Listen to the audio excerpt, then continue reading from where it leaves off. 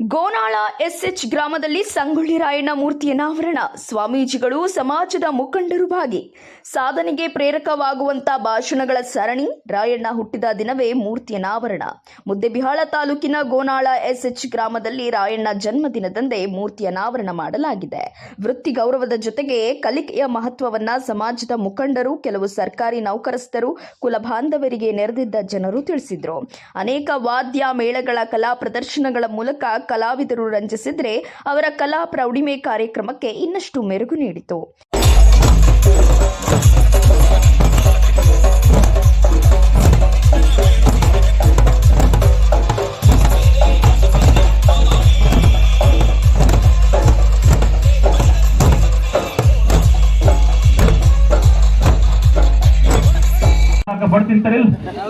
ಹಂಗ ತಿಂತೀರೇನ್ ನೀವು? ಇದನ್ನ ಯಾಕೆ ಹೇಳ್ತಾ ಇದ್ದೀನಿ ಅಂತಂದ್ರೆ, ಗುಟಕಾ ತಿಂದವನ ಮನೆ ಹಾಳಾಗಿ ಹೋಗ್ತದೆ, ಶರೆ ಕುಡ್ದವನ ಜೀವನ ಹಾಳಾಗಿ ಹೋಗ್ತದೆ.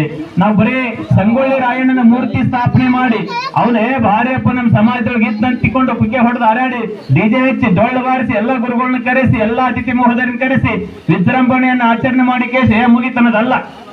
ಸಂಗೊಳ್ಳಿ ರಾಯಣ್ಣ ಅಂದ್ರೆ ಆದರ್ಶ ವ್ಯಕ್ತಿ ಆತ. ಅವತ್ತು ಹೆಂಗ ಬದುಕಿದ, ಅವನ ಯೌವನ ಯಾಗಿತ್ತು, ಅವನ ಏನಾರು ಚಟ ಮಾಡ್ತಿದ್ನ, ಅವನ ಹಿಸ್ಟ್ರಿ ಯಾರು ಹೋದಿರ? ಒಂದು ದಿನ ಸೆರೆ ಕುಡಿಲಿಲ್ಲ, ಒಂದು ದಿನ ಗುಟಕ ತಿನ್ಲಿಲ್ಲ. ಅವ ಗುಟಕ ಇರಲಿಲ್ಲ, ತಂಬಾಕು ಇರ್ಬೋದು ಬಹುತೇಕ. ಗುಟಕ ಇತ್ಯಾದಿ ಚಟಗಳನ್ನು ಅವ್ರು ಮಾಡ್ಲಿಲ್ಲ. ಇದು ಬಹುತೇಕ ಬಸ್ ಸ್ಟ್ಯಾಂಡ್ ಇದು ಈ ಊರಿಗೆ.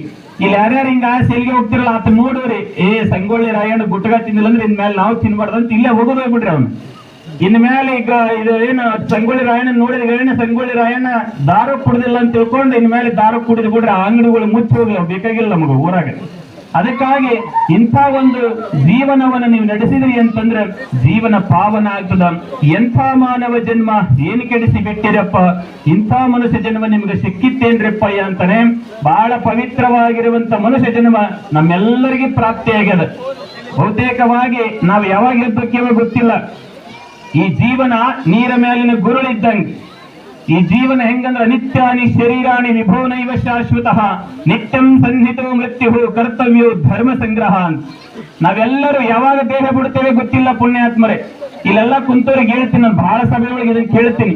ನಿಮ್ಮೆಲ್ಲರಿಗೆ ವಯಸ್ಸು ಎಷ್ಟೆಷ್ಟಾಗ್ಯಾವ ಅಂದ್ರೆ ಹೇಳ್ತೀರಿ ನೀವು, 20 ಆಗ್ಯಾವ, 30 ಆಗ್ಯಾವ, 40. ಹೌದಲ್ಲ? ಮುಂದೆ ಏಸುವುದು ಒಬ್ಬರ ಕೈ ಎತ್ತರಪ್ಪ ನೋಡಮ್ಮ. ಯಾರಿಗಾರ ಗೊತ್ತದವ? ಗೊತ್ತಿಲ್ಲ.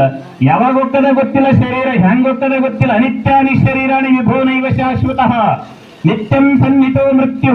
ನಾ ತಿಳ್ಕೊಳಕತ್ತೇವೆ, ಬಾರಿ ಬೆಳಕತ್ತೇವಲ್ಲ. ದಿನಕ್ಕೆ ಒಂದೊಂದು ದಿನ ನಮಗೆ ಸಾವು ಹತ್ರ ಆಗಕತ್ತದ ಪ್ರತಿಯೊಬ್ಬ ವ್ಯಕ್ತಿಗೆ.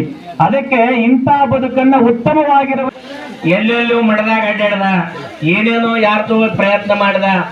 ಅವ ಬೇಕಾದಷ್ಟು ದೇವರು ಅವನಿಗೆ ಸಂಪತ್ತು ಕೊಟ್ಟಿದ್ರು ಸಹಿತ ಎಲ್ಲಿದೀಯಪ್ಪ ಅಂದ್ರ ಬಿಜಾಪುರದಾಗ ಇದೀನಿಯಪ್ಪ ಅಂತ ಹೇಳೋ, ಎಲ್ಲಿದೀಯಪ್ಪ ಅಂದ್ರ ರಾಯಚೂರ್ದಾಗ ಇದೀನಿ ಅಂತ ಹೇಳೋ. ಹೇಳ್ದ ಅವ ಎಲ್ಲೆಲ್ಲಿ ಹೋಗ್ತಾನ ಅದೆಲ್ಲ ನನಗೆ ಗೊತ್ತಿತ್ತು.